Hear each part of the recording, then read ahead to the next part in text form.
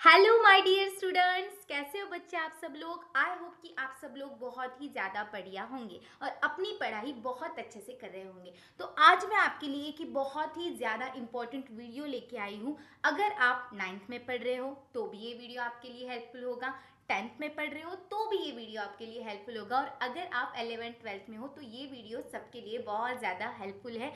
यानी कि आप ये वीडियो नाइन्थ से लेकर के 12 तक जो भी बच्चे हैं सबके लिए बहुत ज़्यादा हेल्पफुल रहने वाला है। तो आज हम पढ़ेंगे बेसिक कॉन्सेप्ट्स ऑफ केमिस्ट्री। जो भी केमिस्ट्री की बेसिक कॉन्सेप्ट्स है ना, वो सारी आज आपकी क्रिस्टल क्लियर हो जाएंगी। जो भी छोटी मोटी सारी बातें हैं 9 से लेकर के 12 तक हमें जो काम आती है ना, वो सारी चीज़ें वन बाय वन करके हम इस लेक्चर में पढ़ने वाले हैं। आई थिंक मिनिमम 20 से लेके 25 मिनट्स तक ये लेक्चर चलेगा।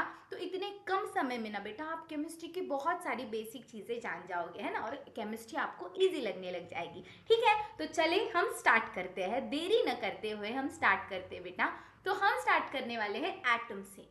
मैम, एटम बोला है मैंने बेटा, ठीक है, कुछ और मत सुन लेना। ओके चलो, तो एटम से स्टार्ट करते हैं। मैम एटम किसको नहीं पता है, एटम छोटू सा होता है ना, छोटा सा पार्टिकल होता है ना। तो एटम की साइज क्या होती है बेटा, छोटा सा। वो एक यूनिट माना जाता है आपके मैटर का। Yes, an atom is the smallest unit of matter that has the properties of chemical elements and cannot be broken down chemically। मतलब आप उसे केमिकली क्या नहीं कर सकते बेटा, तोड़ नहीं सकते हो। इट मीन्स वो छोटू सा पार्टिकल है, ठीक है। Cannot be broken down chemically, आप उसे केमिकली डिवाइड नहीं कर सकते। तो ठीक है, तो एटम, एलिमेंट, मॉलिक्यूल और कंपाउंड्स, ये चारों मतलब जो कॉन्सेप्ट है, कहीं ना कहीं बच्चों को इसमें कंफ्यूजन रहता है। तो ये कंफ्यूजन आज मैं क्लियर कर देती हूँ। तो एटम क्या है बेटा, मैटर की एक छोटी सी यूनिट है, ठीक है। That is the properties of the chemical element and cannot be broken down chemically. मतलब कि एलिमेंट का भी छोटा सा पार्ट आपका एटम होगा। आपका एलिमेंट जो है ना, वो छोटे छोटे एटम से बना हुआ होगा, है कि नहीं। ठीक है, तो नेक्स्ट कॉन्सेप्ट एटम तो हमने देख लिया। नेक्स्ट कॉन्सेप्ट हम देखने वाले element. And element is the basic part of whole that the made up of only one type of atom. जो क्या होता है बेटा, एक ही टाइप के एटम से बना हुआ होगा, ठीक है। Only one type of atom. अगर मैं बात करूं एलिमेंट में, अगर मैं एग्जांपल लूं, अगर मैंने लिया गोल्ड, तो गोल्ड में जितने भी एटम्स होंगे वो सारे गोल्ड के तो होंगे ना, इसलिए बोला गया है that is made up of the only one type of atom. एक ही टाइप के एटम से बना हुआ है। नेक्स्ट कॉन्सेप्ट हम देखते हैं बेटा molecule. What's mean by molecule, तो मॉलिक्यूल ना बेटा एक मतलब मोर देन वन एलिमेंट वहां पे प्रेजेंट होने चाहिए। अगर मैं आपको कोई बेसिक सा डिफरेंस बताऊं ना मॉलिक्यूल और कंपाउंड्स में, तो मॉलिक्यूल जो होते हैं वो सेम टाइप के एटम से बनते हैं, और आपके जो कंपाउंड होते हैं ना, that was made from the different types of the atoms. Yes, अगर मैं बात करूं कि आपका जो मॉलिक्यूल है वो बनता है बेटा सेम टाइप के एटम्स से। यस, और आपका जो भी कंपाउंड होगा ना, वो बनेगा डिफरेंट टाइप के एटम से। यस, यानी कि आपका जो मॉलिक्यूल होगा वो सेम टाइप के एटम से बनेगा, और कंपाउंड जो होगा वो डिफरेंट टाइप के एटम से बनेगा। सेम टाइप के एटम्स यानी कि O2, N2, Cl2, this all are the examples of molecule. And second was the compound के एग्जांपल आ जाएंगे बेटा H2O, CO2, yes, carbon dioxide, ये आपका कंपाउंड हो जाएगा। ओके, तो molecule is a group of two or more atoms that are held together by chemical bond. तो ये जो है ना O2 जैसे कि ऑक्सीजन दूसरे ऑक्सीजन के साथ जुड़ा हुआ होगा केमिकली। तो this are the examples of molecule. Then compounds की हम बात करें, ठीक है। अब मैंने एक जनरल आपको डिफरेंस बता दिया, ये डिफरेंस देखा नहीं जाता है क्योंकि आपको पता है हम मॉलिक्यूलर मास की कॉन्सेप्ट पढ़ते हैं, तो हम हर कंपाउंड को इसको मॉलिक्यूल ही कहते हैं, कि नहीं, बोलो। तो compound is a pure substance. पहली चीज तो कंपाउंड क्या है बेटा, प्योर सब्सटेंस है। मैम एलिमेंट को तो हम प्योर सब्सटेंस कहते हैं। हमें पता है कि एलिमेंट जो होता है ना, वो भी तो क्या है बेटा, वो भी तो एक क्या है, प्योर सब्सटेंस है, ठीक है। आपका जो एलिमेंट है वो भी तो एक प्योर सब्सटेंस है, और आपका कंपाउंड भी क्या है, प्योर सब्सटेंस है। That made from the two or more different element that are chemically bonded together in fixed ratio. तो बोलोगे मैम एलिमेंट का तो समझ में आता है, सेम टाइप के एटम्स पर प्रेजेंट है उसमें, इसलिए आपका जो एलिमेंट है वो प्योर है। लेकिन कंपाउंड कैसे प्योर है, कंपाउंड प्योर कैसे बेटा, क्योंकि वो जो एलिमेंट है ना, वो एक फिक्स रेशियो में कंबाइन होते हैं, फिक्स्ड मास के रेशियो में कंबाइन होते हैं। अगर मैं ले लूँ H2O, यस, तो हमें पता है हाइड्रोजन का मास कितना है 1, कितना हाइड्रोजन है 2, ठीक है। अगर हम करें ऑक्सीजन का मास कितना है 16, तो रेशियो क्या आएगा 2:16। क्या हम इसे 1:8 लिख सकते हैं? क्यों नहीं मैम, बिल्कुल लिख सकते हैं। हमारा मैथ तो बहुत अच्छा है, भले ही मैम का मैथ अच्छा नहीं है लेकिन आपका तो मैथ बहुत अच्छा है ना, है ना। ठीक है, तो 1:8 रेशियो आ जाएगा कंपाउंड का, ठीक है। तो यहाँ पे आपको डिफरेंस पता चल गया होगा atom, element, molecule and compounds में, ठीक है। तो हम आगे चलते हैं, चलो बेटा चलो। ओके, तो मैम ये क्या है? अरे मैम इसको कौन नहीं जानता, ये है हमारा पीरियोडिक टेबल जो हमारे मेंडेलीव जी ने दिया था, बड़े ही प्यार से उन्होंने बताया। क्या उतने ही प्यार से आप इसे पढ़ते हो? हाँ मैम, क्यों नहीं पढ़ते, पढ़ेंगे, आप पढ़ाएंगे तो पढ़ ही लेंगे, हाँ है कि नहीं, बोलो यस। ओके, चलो। तो पहला इसमें बताने वाली चीज ये है बेटा, जो हमारा ये वाला ग्रुप है ना, पहले दो जो ग्रुप्स है, वी नो दैट कि जो वर्टिकल कॉलम्स होते हैं उनको हम ग्रुप्स बोलते हैं, यानी ये जो वर्टिकल कॉलम्स रहेंगे उनको हम ग्रुप्स बोलेंगे, है ना। मैं यहाँ पे लिख देती हूँ, वर्टिकल कॉलम्स जो होते हैं उन्हें हम कहते हैं बेटा ग्रुप्स। Very good. और जो हॉरिजॉन्टल रोज होंगे आपके, यस, जो हॉरिजॉन्टल रोज होंगे आपके उनको आप कहोगे पीरियड्स। यस, यानी कि ये जो दो ग्रुप्स है पहले, वो बेटा आते हैं आपके किसमें, 1 मिनट, मुझे पेन चेंज करने दो।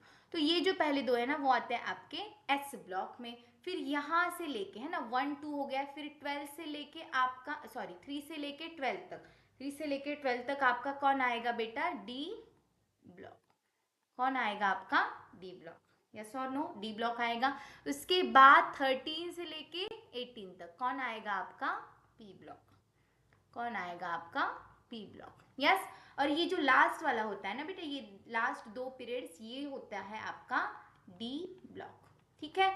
तो ये हम 9th में तो नहीं पढ़ते, लेकिन बेटा हमें पता होना चाहिए, है ना, कि ये जो पहले दो ग्रुप है वो एस ब्लॉक है, फिर 3 से लेके मतलब 12 तक हमारा डी ब्लॉक है, उसके बाद हमारा ये पी ब्लॉक है और ये डी वाला ब्लॉक है, ठीक है। इनको हम बोलते हैं, पहला वाला ग्रुप है उसको हम एल्कली मेटल्स बोलते हैं, इसको हम एल्कलाइन अर्थ मेटल्स बोलते हैं, इनको हम ट्रांजिशन मेटल्स बोलते हैं। देखना, याद रखना, एस डी और एस डी और एफ, सॉरी एफ लिखना था यहाँ पे, सॉरी, एस डी और एफ ब्लॉक में जितने भी एलिमेंट्स हैं वो सारे आपके मेटल्स हैं। सिर्फ पी ब्लॉक में ही आपके metals, non metals, metalloids, noble gases, सारे लोग आपको एक साथ देखने को मिलेंगे। यस, अब यहाँ पे और एक चीज कि ये जो है ना, यहाँ पे अलग रंग से दिखाया गया है, ये है आपके metalloids, boron, silicon, germanium, arsenic, antimony, tellurium, polonium, ये है आपके मेटालॉइड्स। और जस्ट इसकी राइट साइड में आपको दिखेंगे कि ये मेटल्स है, और लास्ट वाला जो ग्रुप है उस वहाँ पे आपके नोबल गैसेस है ना, जो सबसे ज़्यादा स्टेबल होते हैं। उसके बाद लेफ्ट साइड में आपको मेटल्स मिलेंगे, ठीक है। तो पीरियोडिक टेबल की जितनी भी बेसिक इंफॉर्मेशन आपको होनी चाहिए उतनी मैंने दे दी है, ओके। फिर डिटेल में आप पढ़ते हो ना कि left to right metallic character बढ़ता है, यानी कि मेटल्स आपको मिलते चले जाते हैं, फिर साइज टॉप टू बॉटम बढ़ती है, लेफ्ट टू राइट कम होती है, तो ये पीरियोडिक प्रॉपर्टीज में बाकी आप चीज़ें पढ़ लोगे, है ना। तो अब हम आगे चलते हैं, ठीक है। यहाँ तक आपको कोई डाउट नहीं होगा। अगर आपको कोई भी डाउट आता है तो आप कमेंट सेक्शन में ज़रूर कमेंट करना, ठीक है। मैं ट्राई करूँगी कि आपका कोई भी डाउट मैं सॉल्व कर लूँ, है ना, प्रयास करूँगी बेटा। चलो नेक्स्ट आप में पढ़ना है पार्टिकल्स, है ना, जो हम सब एटॉमिक पार्टिकल्स पढ़ते हैं। Yes, these all are the subatomic particles. Yes, ये क्या है, सब एटॉमिक पार्टिकल्स है, सब एटॉमिक पार्टिकल्स है। मतलब एटम ना, जैसे कि डाल्टन जी ने कहा कि बेटा एटम को आप तोड़ नहीं सकते, atom is the individual particle, लेकिन ऐसा नहीं था। हमने बोला डाल्टन जी आपने तो गलत बोला है, ठीक है, आपने, आपका तो ये ड्रॉबैक है कि एटम इंडिविजिबल है। ना ना ना, एटम तो डिविजिबल है, क्योंकि एटम के अंदर क्या है, ये सारे सब एटॉमिक पार्टिकल्स है। कौन से सब एटॉमिक पार्टिकल्स है, electron, proton and neutron. Yes, तो हम इनके बारे में डिटेल में जानते हैं। देखिए चलो, तो इलेक्ट्रॉन है ना बेटा, इलेक्ट्रॉन पे क्या होता है, निगेटिव चार्ज की बात करें तो इलेक्ट्रॉन पे क्या होता है, निगेटिव चार्ज होता है। अगर प्रोटॉन की बात करें तो प्रोटॉन पे कौन सा चार्ज होता है बेटा, पॉजिटिव चार्ज होता है। उसके बाद अगर हम न्यूट्रॉन की बात करें तो न्यूट्रॉन पे कोई चार्ज नहीं होता। एक तो आप बोलो कि नो चार्ज या फिर जीरो चार्ज। यस, अगर हम मास की बात करें तो इलेक्ट्रॉन का मास होता है बेटा 9.1 into 10 to the power -31 kg। Yes, this is the mass of electron. Proton का मास होता है बेटा 1.6 इंटू 10⁻⁻27 kg, और सेम आपके न्यूट्रॉन का भी मास उतना ही होता है 1.6 इंटू 10⁻⁻27 kg। तो ये जो आपको मास दिए गए हैं बेटा, ये आपको याद रखने हैं। This is the mass of electron, this one is the mass of proton and this one is the mass of neutron. तो प्रोटॉन और न्यूट्रॉन का मास सेम ही है, तो आप याद रख सकते हो। थोड़ा सा डिफरेंस होता है बेटा स्लाइटली, लेकिन आप ये मास याद रख सकते हो उसका, है ना। सबसे छोटू सा मास है ना आपके इलेक्ट्रॉन का होता है। इसलिए हम जब बोलते हैं ना कि एटम का मास किस पे डिपेंड करता है, तो एटम का मास डिपेंड करता है आपके प्रोटॉन और न्यूट्रॉन पे, क्योंकि इलेक्ट्रॉन का मास बहुत ही कम होता है, तो हम उसे निग्लेक्ट करते हैं, है ना। ठीक है, अब बात है मैम डिस्कवरी की। तो इलेक्ट्रॉन की डिस्कवरी की हमारे जे थॉमसन जी ने, है कि नहीं, बोलो यस। तो इलेक्ट्रॉन की डिस्कवरी की हमारे जे थॉमसन ने, उसके बाद प्रोटॉन की डिस्कवरी की अर्नेस्ट रुदरफोर्ड जी ने, और हमारे न्यूट्रॉन की डिस्कवरी की जेम्स चैडविक ने। ओके, तो इलेक्ट्रॉन की डिस्कवरी किसने की, जे थॉमसन ने। प्रोटॉन की डिस्कवरी किसने की, रुदरफोर्ड जी ने। और न्यूट्रॉन की डिस्कवरी किसने की, जेम्स चैडविक ने। तो ये आप याद रखना। और एक चीज इंपॉर्टेंट जो आपको याद रखनी है बेटा, क्या है वो चीज देख लेना। न्यूक्लियॉन्स किसे बोलते हैं बेटा, अगर आपका प्रोटॉन और न्यूट्रॉन एक साथ आ जाए तो इन दोनों को मिला के हम एक टर्म बोलते हैं जिसका नाम होता है न्यूक्लियॉन्स। न्यूक्लियॉन्स का मतलब होता है number of proton plus number of neutron. ठीक है, तो ये चीज आपको याद रखनी है कि न्यूक्लियॉन्स किसे बोला जाता है, प्रोटॉन और न्यूट्रॉन को। ठीक है, एक साथ बोला जाता है न्यूक्लियॉन्स। क्लियर है, तो हम चलते बेटा अभी आगे। चलो मैम, चलो नेक्स्ट हमें पढ़ना है anion, cation, anode and cathode. Yes, anion से आप क्या याद रखोगे कि निगेटिवली चार्ज होगा। निगेटिवली चार्ज आयन को आप क्या बोलोगे बेटा, निगेटिवली चार्ज जो आयन होगा उसको आप क्या बोलोगे, एनायन। उसके बाद जो आपका पॉजिटिवली चार्ज आयन होगा, पॉजिटिवली चार्ज आयन होगा, उसको आप क्या बोलोगे, कैटायन। जैसे कि एनायन में मैं आपको एग्जांपल बताऊं, जैसे कि एनायन में मैं आपको एग्जांपल बताऊं तो क्या आ जाएगा बेटा, आपका Cl माइनस, क्लोरीन माइनस आप बोलते हो, है ना। तो क्लोरीन जो है उस पर निगेटिव चार्ज आ गया, यानी कि ये क्या है, आपका एनायन है। उसके बाद कैटायन आपका, जैसे कि मैं बोलूँ सोडियम Na पॉजिटिव, तो यहाँ पे इस पे पॉजिटिव चार्ज आ गया है, तो ये क्या है, आपका कैटायन है। तो एक बात बताओ, एनायन कब बनता है, एक बात याद रखना बेटा, एनायन कब बनता है, एनायन तब बनता है जब होता है गेन ऑफ इलेक्ट्रॉन्स। यस, और कैटायन कब बनता है बेटा, जब आप क्या करोगे, लॉस ऑफ इलेक्ट्रॉन। जब इलेक्ट्रॉन का लॉस हो जाए तो कैटायन बनता है, और जब इलेक्ट्रॉन का एडिशन हो जाए यानी गेन ऑफ इलेक्ट्रॉन होगा तब हमारा एनायन बनेगा। ओके, तो ये कॉन्सेप्ट, ये बेसिक टर्म्स कुछ आपको पता होनी चाहिए। नेक्स्ट है एनोड एंड कैथोड।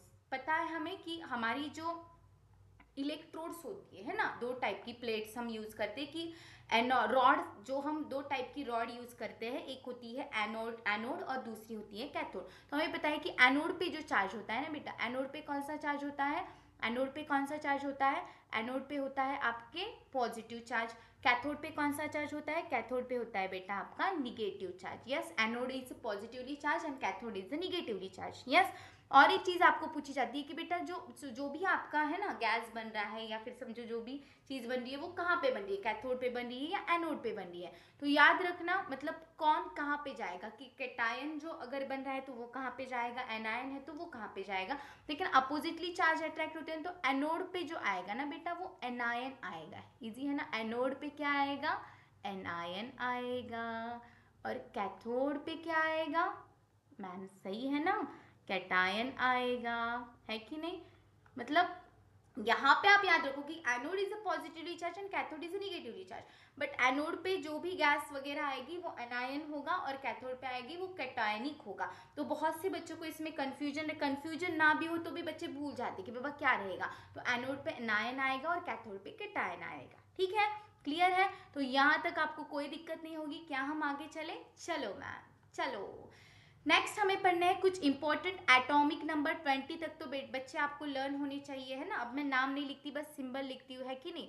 तो जैसे कि हाइड्रोजन है, हेलियम है, लिथियम है, beryllium, boron, carbon, nitrogen, oxygen, fluorine, neon. उसके बाद है हमारा सोडियम, मैग्नीशियम, एल्यूमिनियम। उसके बाद है आपका कौन, silicon, then phosphorus, then sulphur, then chlorine. उसके बाद आपका एर्गॉन, पोटेशियम और कैल्शियम। यस, और एक 20 तक तो आपको लर्न होनी चाहिए, लेकिन मैं कहूँगी कि आप 30 तक, है ना, 30 तक एटलीस्ट आपको एटॉमिक नंबर और एलिमेंट लर्न होने चाहिए। जो मतलब बहुत बार ऐसे पूछा जाता है कि कॉपर सल्फेट बन रहा है बेटा, जिंक सल्फेट बन रहा है, आयरन सल्फेट बन रहा है, तो इसके लिए आपको इसके बारे में भी इंफॉर्मेशन पता होनी चाहिए। तो कौन कौन है बेटा? Scandium, titanium, vanadium, chromium, manganese, iron, cobalt, nickel, copper और जिंक। यस, तो ये कुछ एलिमेंट्स क्या करने हैं आपको याद रखने हैं। यस, हाइड्रोजन का एटॉमिक नंबर 1, हीलियम का 2, लिथियम का 3, बेरिलियम का 4, बोरॉन का 5, कार्बन का 6, नाइट्रोजन का 7, ऑक्सीजन का 8, उसके बाद फ्लोरीन का 9, नियॉन का 10। उसके बाद सोडियम का 11, मैग्नीशियम का 12, एल्यूमिनियम का 13, सिलिकॉन का 14। फिर इस तरीके से, है ना, इंक्रीजिंग ऑर्डर में ही मैंने लिखे हैं, तो इस तरीके से आप एटॉमिक नंबर इनके देख सकते हो। यस, देन स्कैंडियम का 21, उसके बाद आपके टाइटेनियम का 22, वैनेडियम का 23, क्रोमियम का 24, मैंगनीज का 25, आयरन का 26, कोबाल्ट का 27, निकेल का 28, कॉपर का 29 और जिंक का 30। ओके गाइज, तो इस तरीके से क्या करना है आपको, एटॉमिक नंबर इतने आपको लर्न होने चाहिए। और मैं क्या हो गया ये मैम, आपने क्या कर दिया? ठीक है, निकाल दे बेटा, जाने दो, रहने दो, है ना, क्या ही करना है हमें, है ना, चेंज कर। ठीक है, ओके, तो इतने 30 तक आपको एटॉमिक नंबर पता होनी चाहिए, मैंने लिख दिया है। चलो हम आगे चलते हैं, तो ये तो आपको कहीं पे भी मिल जाएंगे। चलते हैं आगे। नेक्स्ट कॉन्सेप्ट आपको जो पढ़नी है वो है एटॉमिक मास। यस, तो एटॉमिक मास कैलकुलेट करने के लिए, जैसे कि मैंने आपको एक शॉर्ट्स में भी बताया है मेरे, कि एटॉमिक नंबर लर्न करने के लिए, है ना, अब केस 1 अगर हम ले, तो अगर एटॉमिक नंबर हमारा इवन हो, और केस सेकंड की हम बात करें तो एटॉमिक नंबर जो है हमारा ऑड हो, तो आपको दो ही फॉर्मूलाज बेटा याद रखनी है। यहाँ पे इवन के लिए आपको फॉर्मूला याद रखना है 2z, और z तो आपको पता ही है, z यानी क्या होता है, एटॉमिक, z यानी क्या होता है आपका एटॉमिक नंबर। यस, और ऑड के लिए आपको क्या याद रखना है, 2z+1, और यहाँ पे भी z यानी क्या आएगा आपका एटॉमिक नंबर। ओके, तो अब आप निकाल सकते हो। Yes ma'am, why not. तो एग्जांपल हम लेते हैं, यहाँ पे अगर हम कार्बन का एग्जांपल ले, तो कार्बन का एटॉमिक नंबर 6 है, तो 2z है, तो z को डबल करना है, z कितना है 6, तो कितना आ जाएगा 12 is the atomic mass of carbon. तो AMU is the unit of atomic mass, है ना, AMU या फिर U में यूनिफाइड मास में आप दिखा सकते हो।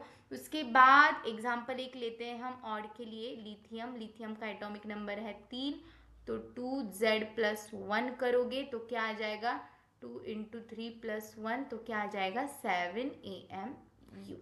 यस, तो इस तरीके से क्या कर सकते हो आप एटॉमिक मास को कैलकुलेट कर सकते हो। लेकिन मैम केमिस्ट्री अभी तक तो फील नहीं आ रहा है ना केमिस्ट्री का, जब तक कि मैम एक्सेप्शन ना आए केमिस्ट्री का फील तो हमें आ ही नहीं सकता, है कि नहीं, क्योंकि एक्सेप्शन तो आए मतलब केमिस्ट्री पीछे पीछे आई ऐसे समझना, या फिर केमिस्ट्री के पीछे पीछे एक्सेप्शन आते हैं। ओके, तो 5 एक्सेप्शन आपको याद रखने हैं, हाइड्रोजन, देन बेरिलियम, देन आपका नाइट्रोजन, क्लोरीन और एर्गॉन। तो ये 5 एक्सेप्शन आपको याद रखने हैं। अगर आप कैलकुलेट करोगे इस ट्रिक से तो गलत आएंगे बेटा, तो इसलिए मैं बता रही हूँ। हाइड्रोजन का एटॉमिक मास होता है 1, बेरिलियम का होता है 9, नाइट्रोजन का होता है 14, क्लोरीन का होता है 35.5 और आपके एर्गॉन का होता है बेटा 40। तो ये कुछ एक्सेप्शन है जो आपको क्या करने हैं, याद रखने हैं। यस, तो ये जो एक्सेप्शन यहाँ पे मैंने आपको बताया है ये आपको क्या करने हैं। ओ माय गॉड, क्या हो रहा है, ठीक है, सही है, ठीक है। तो ये एक्सेप्शन आपको याद रखना है, बाकी आप एटॉमिक मास कैलकुलेट कर सकते हो ये वाली ट्रिक से। बोलो यहाँ तक कोई दिक्कत है आपको? ओह माय गॉड, क्या क्या हो रहा है? रुक जा भाई, रुक जा रुक जा रुक जा। क्या हो रहा है ये?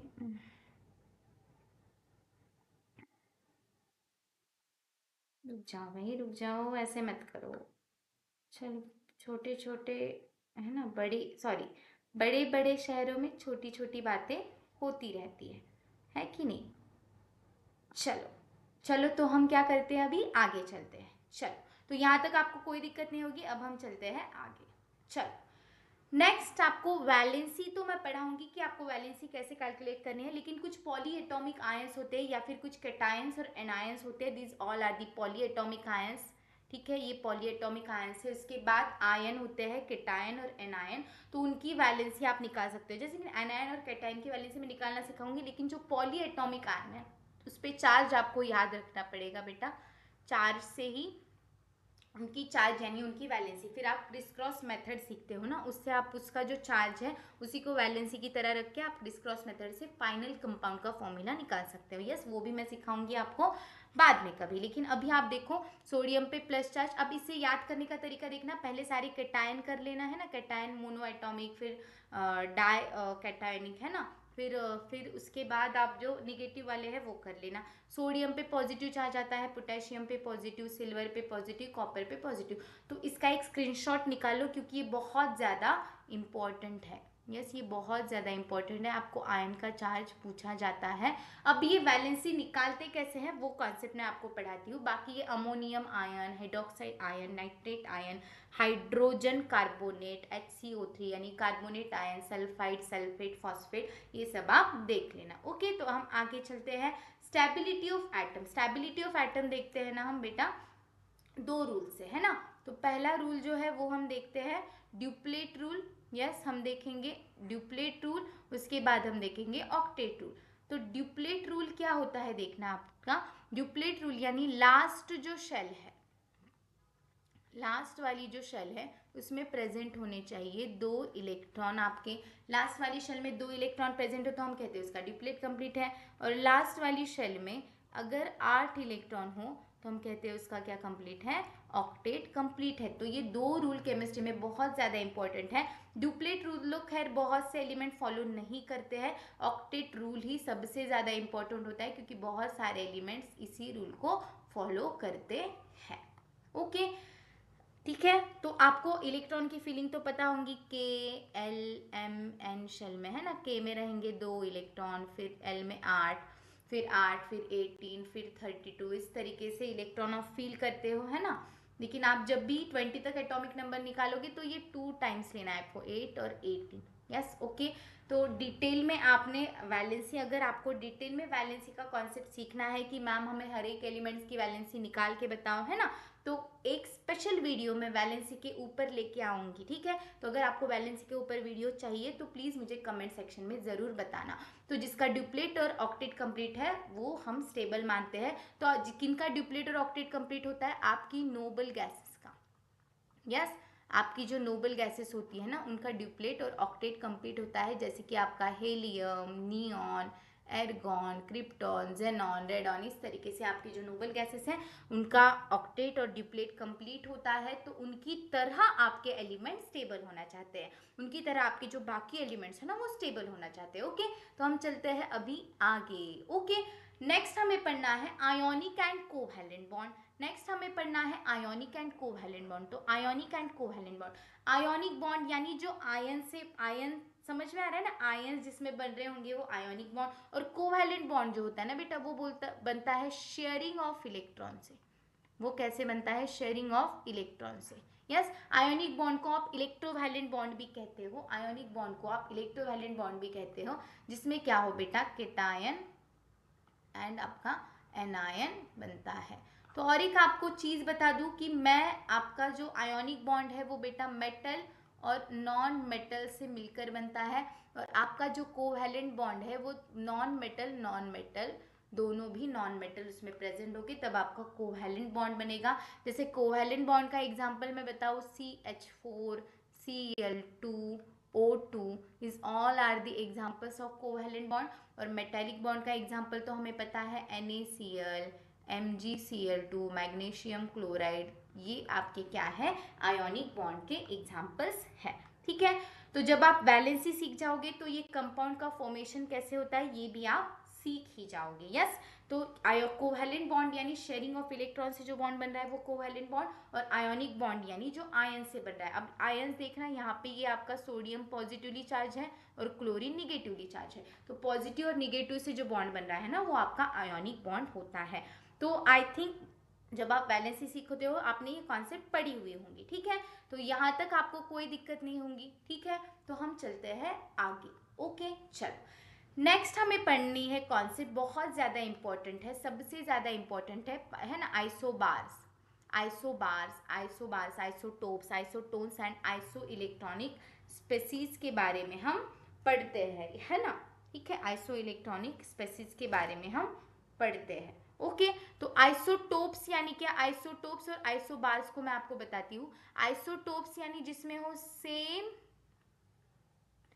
Z but different A। तो Z यानी एटॉमिक नंबर और A यानी आपका क्या होता है, एटॉमिक मास, और Z यानी क्या होता है आपका एटॉमिक नंबर। तो जहां पे आपको मिलेगा सेम Z और डिफरेंट A वो आपका आइसोटोप्स, जहां पे आपको सेम तो क्या मिलेगा A लेकिन डिफरेंट क्या होगा आपका वहां पे Z, तो वो क्या होता है आपका आइसोबार्स। तो आइसोटोप्स और आइसोबार्स आपको कॉन्सेप्ट क्लियर होंगी। अब आइसोटोप्स का एग्जांपल देखना, हाइड्रोजन, ड्यूटेरियम और ट्रिटियम। हाइड्रोजन के ये दोनों आइसोटोप्स है, सबका एटॉमिक नंबर तो 1 1 होता है लेकिन एटॉमिक मास क्या होता है, डिफरेंट होता है। आप यहाँ पे देख सकते हो, देखना 1 2 और 3, तो डिफरेंट, सेम एटॉमिक नंबर है लेकिन different in their mass number. Okay, next है आपका एग्जाम्पल आइसोबार्स का, एर्गॉन एंड कैल्शियम। देखना, एर्गॉन का एटॉमिक नंबर है 18, कैल्शियम का है 20। एर्गॉन का भी एटॉमिक मास 40 होता है और कैल्शियम का भी 40 आता है। एर्गॉन इज द एक्सेप्शन जो मैंने बताया, और कैल्शियम का तो आप निकाल सकते हो 2Z से, है ना। अभी अभी हमने सीखी ना एटॉमिक मास कैलकुलेट करने की ट्रिक, ठीक है, तो उससे आप निकाल सकते हो। तो ये हो गया आइसोटोप्स और आइसोबार्स के बारे में। अब मैम ये आइसोटोन्स क्या है ना, उसके बाद आइसो इलेक्ट्रॉनिक क्या है।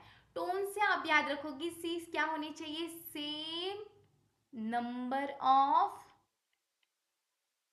न्यूट्रॉन्स, यानी सेम नंबर ऑफ न्यूट्रॉन होने चाहिए, उसको हम क्या कहेंगे, आइसोटोन्स।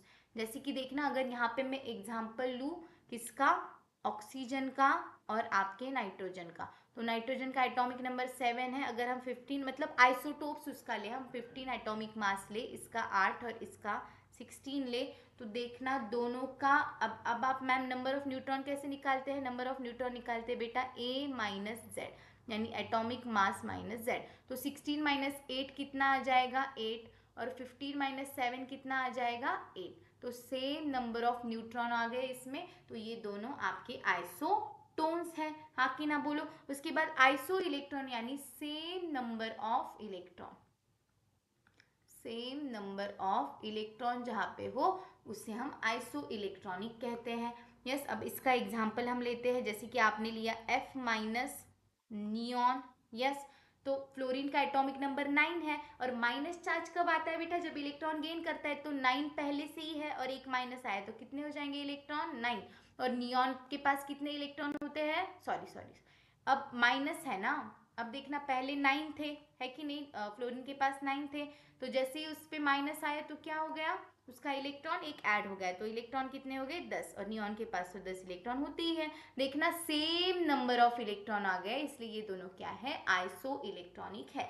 यहाँ पे आप और एक एग्जांपल ले सकते हो, जैसे कि आपका सोडियम, सोडियम पे प्लस चार्ज आया, तो बताओ कितने इलेक्ट्रॉन हो जाएंगे 10 ही मैम। यस, तो ये तीनों क्या है, आइसो इलेक्ट्रॉनिक स्पेसीज है। अब सोडियम का एटॉमिक नंबर 11 है, तो प्लस चार्ज आया, इट मींस उसने एक इलेक्ट्रॉन क्या किया है, दे दिया है। यस, तो ये है आपके आइसोटोप्स, आइसोबार्स एंड आइसोटोप्स और आइसो इलेक्ट्रॉनिक की कॉन्सेप्ट। तो यहाँ पे आपको कोई दिक्कत नहीं होगी, हम चलते हैं आगे बेटा। चलो, मज़ा आ रहा है ना? ओके, अगर मज़ा आ रहा है तो कमेंट सेक्शन में ज़रूर बताना मैम बहुत मज़ा आया, हम यहाँ तक बने हुए थे, यहाँ तक हमने आपका लेक्चर देख लिया है। ओके, चलो आगे।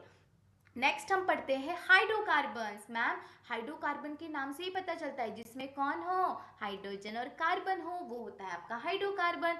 जिसमें कार्बन और हाइड्रोजन हो, वो होता है आपका हाइड्रोकार्बन। उसमें हम पढ़ते हैं एल्केन्स, एल्कीन्स एंड एल्काइंस। अगर आपको इनमें इस पे डिटेल में वीडियो चाहिए तो मुझे कमेंट सेक्शन में ज़रूर बताना, मैं ज़रूर लेके आऊँगी।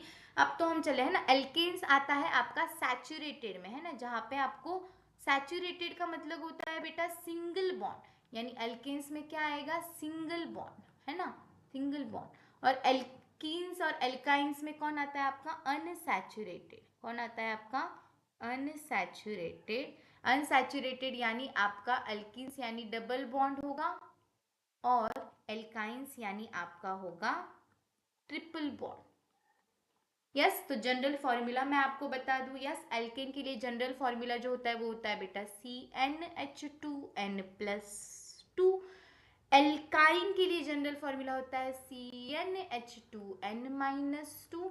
और एल्कीन्स के लिए जनरल फॉर्मूला होता है CnH2n। तो इस तरीके से ये हो गए इनके जनरल फॉर्मूलाज जो आपको याद रखने हैं।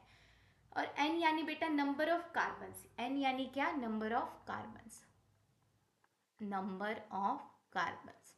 तो मैम फॉर्मूला से कुछ समझ में नहीं आ रहा है, एक आधा एग्जांपल भी ले लो। ठीक है बेटा, ले लेती हूँ एक आधा एग्जांपल में। यहाँ पे हम n की वैल्यू, मतलब n की वैल्यू यहाँ से हम 1 से स्टार्ट करेंगे ना, 1 2 3 इस तरीके से। और यहाँ पे n की वैल्यू हम स्टार्ट करेंगे 2 से। देखना क्यों बताती हूँ, यहाँ पे भी 2 से स्टार्ट करेंगे, फिर 2 3 इस तरीके से। क्यों बेटा, तो अब कार्बन और हाइड्रोजन में तुझे डबल बॉन्ड बनाना है, तू बना पाएगा, पॉसिबल ही नहीं है ना बेटा। अब हाइड्रोजन एक ही बॉन्ड बनाता है तो 2 बॉन्ड कैसे बनाएगा, वो नहीं बना सकता है। इसलिए आपको n की वैल्यू यहाँ पे 2 से लेनी है। तो आप n की जगह यहाँ पे पहले ये वाला करो, तो C1H2 × 1+2 क्या आएगा आपका CH4। तो पहला मेंबर होगा आपका मीथेन। यहाँ पे निकालोगे तो आपको रखना है n की जगह 2, तो क्या आएगा C2H4, है ना। इसके बाद यहाँ पे भी आपको 2 ही रखना है, क्योंकि 2 कार्बन में आप ट्रिपल बॉन्ड बना सकते हो, 2 कार्बन में आप डबल बॉन्ड बना सकते हो, हाइड्रोजन के साथ नहीं बना सकते, इसलिए आप 1 वैल्यू नहीं लोगे कार्बन के, एक ही कार्बन के साथ नहीं बनाओगे। यहाँ पे भी 2 लोगे तो H2n-2, तो कितना आ जाएगा CH2। यस, स्ट्रक्चर निकालोगे तो स्ट्रक्चर निकालना भी बहुत आसान है। CH4 का तो स्ट्रक्चर फिर C, यहाँ पे डबल बॉन्ड दिखाओगे, इधर 2 हाइड्रोजन और इधर 2 हाइड्रोजन। उसके बाद 2 कार्बन है, ट्रिपल बॉन्ड है, जिसमें यहाँ पे 1 हाइड्रोजन और यहाँ पे 1 हाइड्रोजन, तो ये हो जाएगा आपका मीथेन। ये है आपका मीथेन। उसके बाद ये है आपका इथीन। यस, और एक चीज़ आपको बतानी रह गई कि ये जो है ना, एल्कीन के लिए हम लगाते हैं ANE सफिक्स, एल्कीन के लिए लगाते हैं हम ENE, और एल्काइन के लिए लगाते हैं हम YNE। तो ये हो जाएगा मीथेन, ये हो जाएगा इथीन ENE यानी डबल बॉन्ड, और 2 कार्बन यानी इथ, तो ये हो जाएगा इथाइन YNE। ये तो आपको पता हो कि एक कार्बन हो तो methane, ethane, propane, butane, pentane, hexane, heptane, octane, nonane, decane है। इस तरीके से टर्म हम यूज करते हैं नंबर ऑफ कार्बन्स के लिए। तो बेटा यहाँ तक आपको कोई भी दिक्कत नहीं होगी। एक बार मैं रिवाइज करती हूँ कि हमने क्या क्या पढ़ा, देख लेना बेटा, ठीक है। कहाँ से हमने स्टार्ट किया, एटम, एलिमेंट, कंपाउंड को समझा, बेसिक से लेके एडवांस तक हमने बहुत सारी बेसिक चीज़ें इस लेक्चर में मैंने कवर करने का ट्राई किया है ना। तो अगर बेटा आपको वीडियो अच्छी लगी हो तो वीडियो को लाइक करना और चैनल को ज़रूर से ज़रूर सब्सक्राइब करना, क्योंकि MHT CET एंड बोर्ड्स के लिए बहुत ही बेहतरीन topic wise one shot video हो, या फिर आपकी कोई कॉन्सेप्ट हो इम्पोर्टेंट, प्रीवियस ईयर क्वेश्चन हो, सबके लिए मैं जल्द से जल्द वीडियो लाने का ट्राई कर रही हूँ। और अगर आपको ये वीडियो अच्छी लगी हो और आपको कोई भी कॉन्सेप्ट पढ़नी है और उस पर आपको वीडियो चाहिए, तो प्लीज़ मुझे कमेंट सेक्शन में ज़रूर बताना। और ऐसी वीडियोस के लिए चैनल को सब्सक्राइब करना और वीडियो को लाइक करना। Thank you for watching this video guys. फिर मिलते हैं नेक्स्ट लेक्चर में। Bye bye, take care, God bless you मेरे प्यारे प्यारे बच्चों। Thank you so much.